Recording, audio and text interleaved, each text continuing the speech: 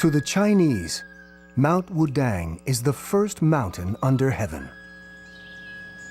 Its slopes are adorned with spectacular palaces, temples, pavilions, and bridges. Each building is brilliantly designed to harmonize with the landscape. This sacred mountain is a place of tranquility, but it's also the birthplace of Wudang Kung Fu, a martial art that's alive and kicking after 700 years.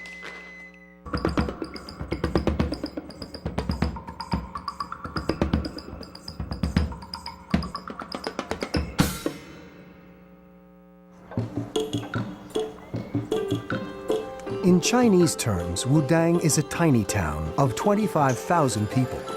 A walk in its streets sums up China today, a fascinating mix of tradition and a headlong dash to modernity. But the town has a unique claim to fame. It lies at the foot of one of China's most revered and sacred sites, Mount Wudang.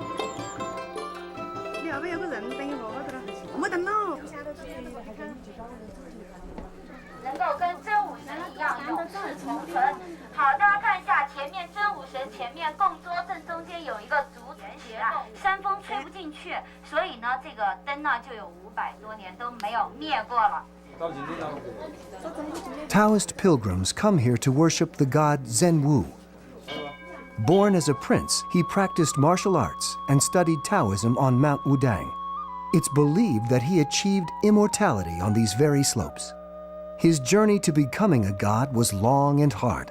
People say that the secret to his success was in a mysterious, life-changing encounter that's now a famous legend.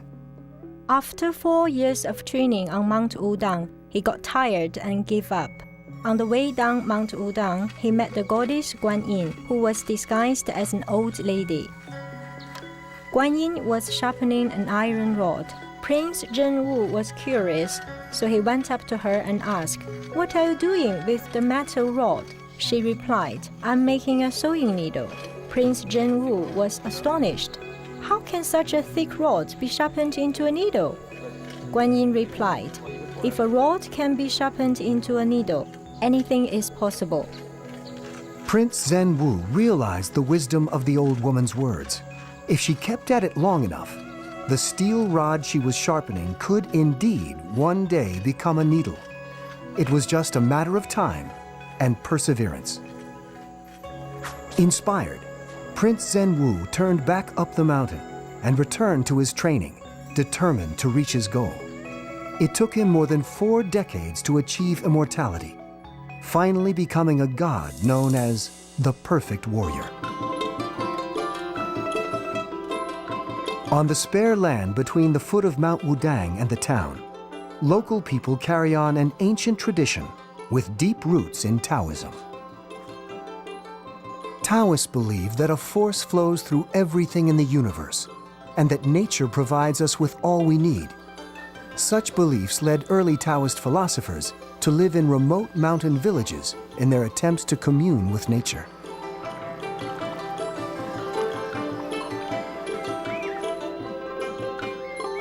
For nearly 2,000 years, Mount Wudang has been a spiritual sanctuary for pilgrims. In fact, Taoists believe that Mount Wudang is located between heaven and earth. The complex belongs to the royal family, so the scale of architecture is very grand. The architecture is a combination of the emperor and God's divine power. A World Heritage Site, Mount Wudang has the largest collection of religious buildings on any mountain in Asia. The temples and palaces are spread out over 100 square miles, and it takes days to grasp the scale of the complex. This beautiful mountain setting is in the humid northwestern Hubei province. Its centerpiece is the Chanzu Peak, also known as Mount Wudang. The mountain is more than 1,600 meters above sea level. This vast sacred site is home to 8 palaces, 72 cave temples, 39 bridges, 36 nunneries, 12 pavilions, and 2 temples. During the Ming Dynasty, Mount Wudang was known as a grand spectacle of all ages. It is one of the finest examples of ancient religious architecture anywhere. At Heavenly Pillar Peak, the highest point of the mountain, a striking temple sits atop the cloud-covered summit. Built during the Ming Dynasty in the early 15th century, the Golden Hall is the largest copper building in China. The 90-ton structure was plated entirely in gold in Beijing before being transported miles to this sacred site. Although we can only speculate how it got from Beijing to the mountain, there is a 70-kilometer path winding through it from Xunshan in Sansu Peak, where the temple sits. We do know that the importance of the building to the emperor meant no effort or expense was spared. The Golden Temple on top of Mount Wudang may be small, but the materials used are of the highest quality. They have double-eaved roofs and brackets on top of the columns, supporting the beams and roof eaves. The status of the temple is higher than even those temples with bigger surface areas, because the quality of materials used are very high. This was an important building. The building of the Wudang complex was ordered by the Emperor Zudi after completing the Forbidden City in Beijing. The emperor believed he was a reincarnation of the god Zhenwu, and to pay homage to him, ordered 300,000 builders and artisans to create the religious site where the god Zhenwu became immortal. It was completed in less than 13 years and included a series of ornate stone steps to take pilgrims to the top. Today, the same steps also carry tourists and televised game show competitors from around the world. Mount Wudang is renowned for its scale and grandeur.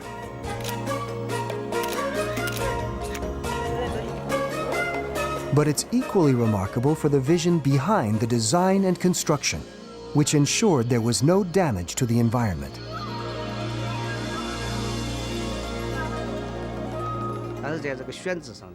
The construction is an example of eco-architecture, using earth-friendly materials like wood and stone to match the landscape. The builders strictly followed the principles of Taoism to protect and preserve nature. They never touched the mountain structure. With its ancient examples of environmental friendliness, Wudang was way ahead of today's green movement.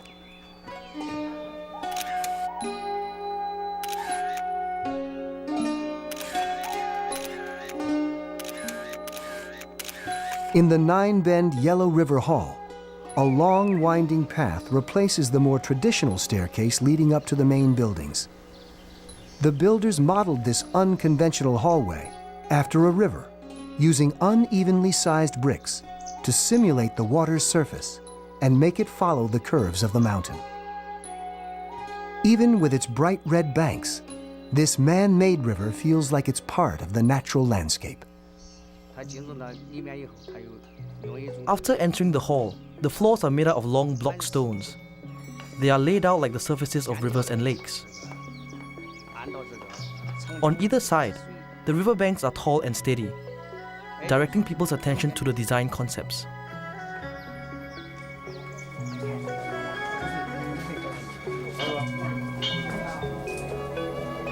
The designers may have had the environment in mind, but they were never allowed to sacrifice the emperor's demands for imperial grandeur. Today, crowds of people visit the temple to engrave their wishes on golden locks, literally pinning their hopes and dreams on this ancient shrine. Even with the stone steps, the journey to the temple involved a grueling 40-mile trek up the mountain face. Nowadays, a cable car makes the sacred site much more accessible to visitors.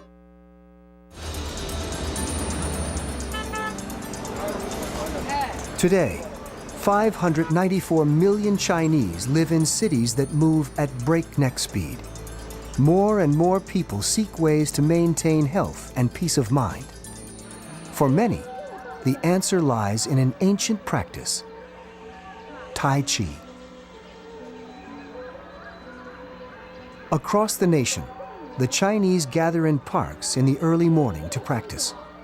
It's a martial art that focuses on harnessing inner strength through slow motion routines or moving meditation. It's believed to hold the key to a long and contented life.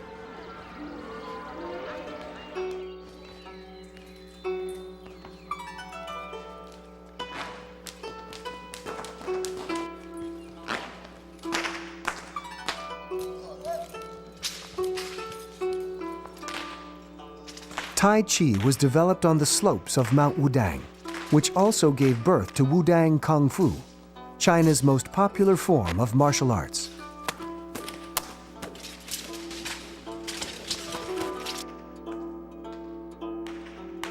Founded by Master Zhang Fu, this martial art advocates the launching of a counterattack only after being struck and overcoming hardness with softness. This form of defense is unique to Wudang Kung Fu.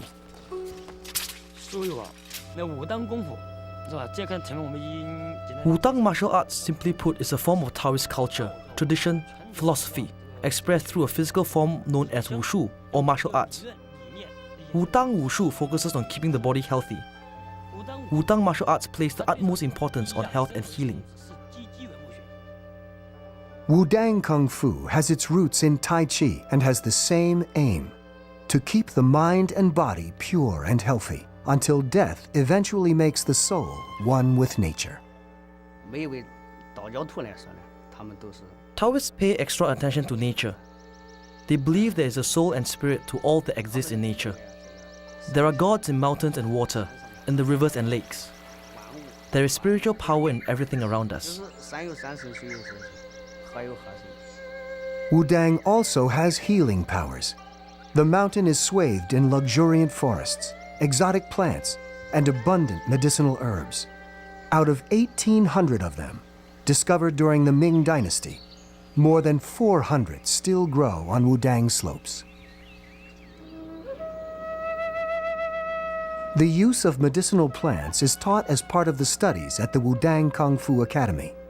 Students arrive here not only to train their bodies, but also their minds. To balance out the physical art, they also practice calligraphy, Taoist scripture, traditional Chinese medicine, and folk music. 完上去以后，跑一遍，你们别的没这感觉。我们说你们练多啊，练体力的话，我们说我每天跑2趟。 Wudang Kung Fu is an extraordinary form of martial art.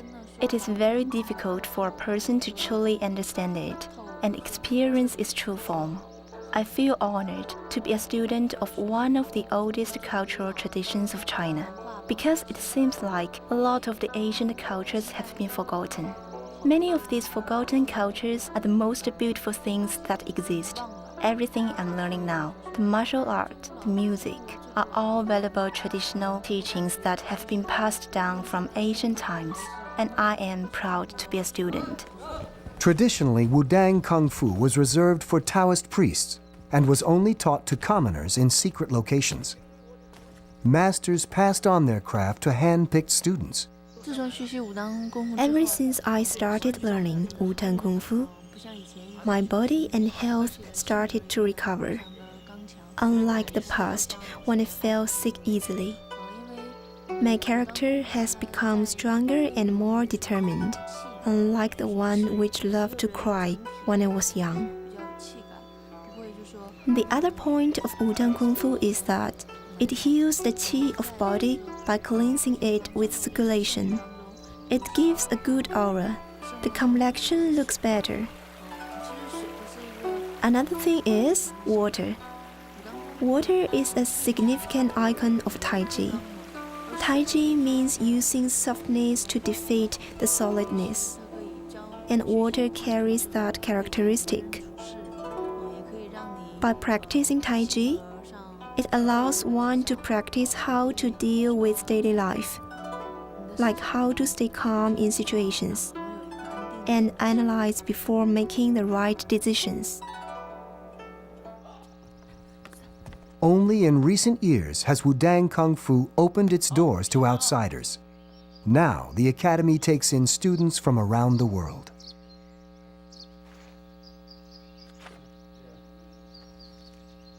It just seems so graceful. And unfortunately, I don't have that grace.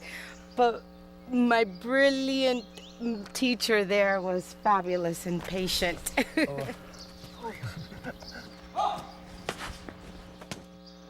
An ancient tradition is kept alive by students from around the planet seeking an escape from the rat race of modern life by practicing Wudang Kung Fu.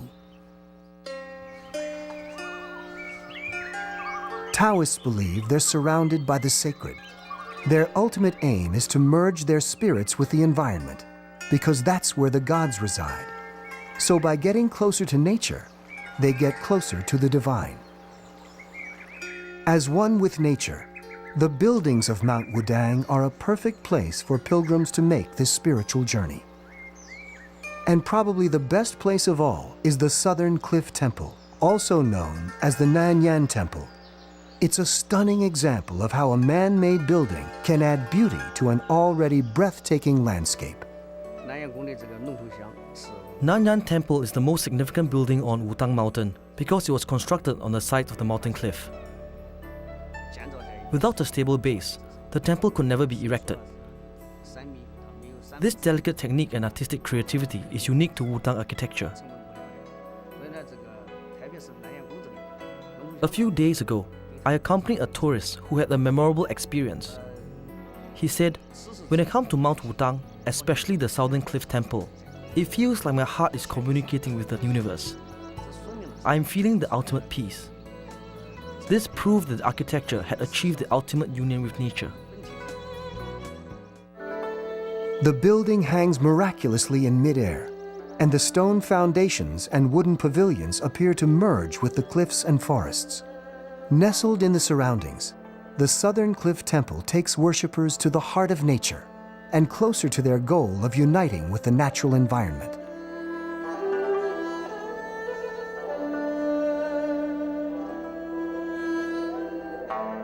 The temple is built at the spot where Prince Zhenwu is said to have achieved immortality.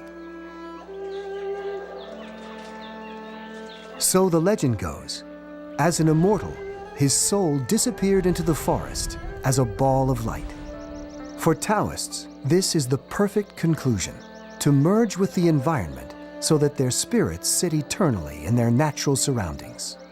In such tranquility, they say, you can hear the prince's secrets whispered by the wind. The buildings on Mount Wudang are a physical expression of Taoist beliefs, achieving balance between the natural forces known as yin and yang. Yin represents soft, passive, dark, and cold. Yang represents the opposite, strong, active, bright, and hot.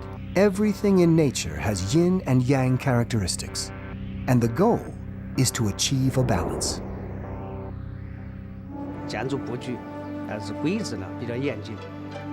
The architectural style and layout is perfectly balanced in terms of scale and the use of space.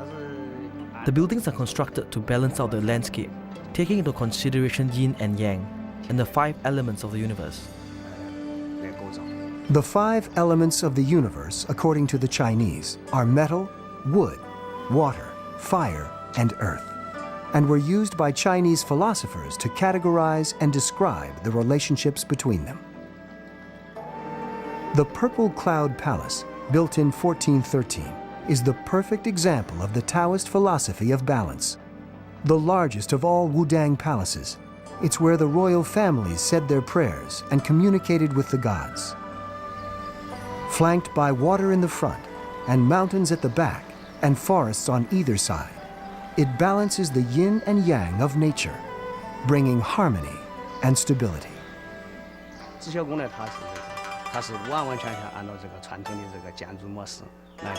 The Purple Cloud Palace is built completely according to the traditional architecture style. Symmetrical and proportional, it has the most auspicious placement. There is a fish pond at the front, a support at the back, and protection from left and right. The protection is provided by lions, mirroring the use of a pair of lions within the walls of the Forbidden City in Beijing. Within architectural design, the Chinese include animals which are considered lucky or good for defense. This tradition has been in existence since the ancient times.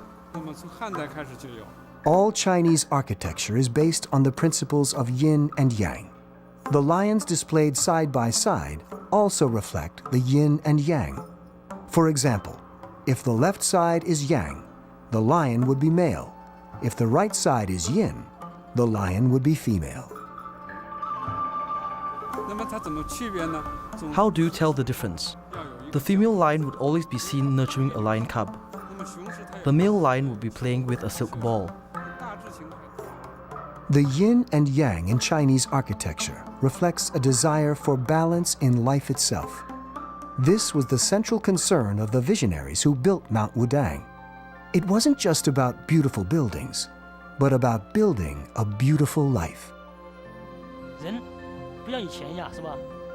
In ancient times, people couldn't even find food and shelter, let alone take care of their health. Now that the standard of living has improved, people are seeking spiritual well-being. They are looking for spiritual wealth. Through wushu, we hope to bring inner peace to people. The Chinese landscape is changing at a bewildering pace. In the cities, familiar horizons seem to disappear in the blink of an eye and the swing of a crane. Harmony with nature doesn't come easily, which is why the enduring wonder of Mount Wudang is all the more remarkable. As people seek to escape and to find alternatives from the rat race, they are attracted more and more by the wonder of Wudang.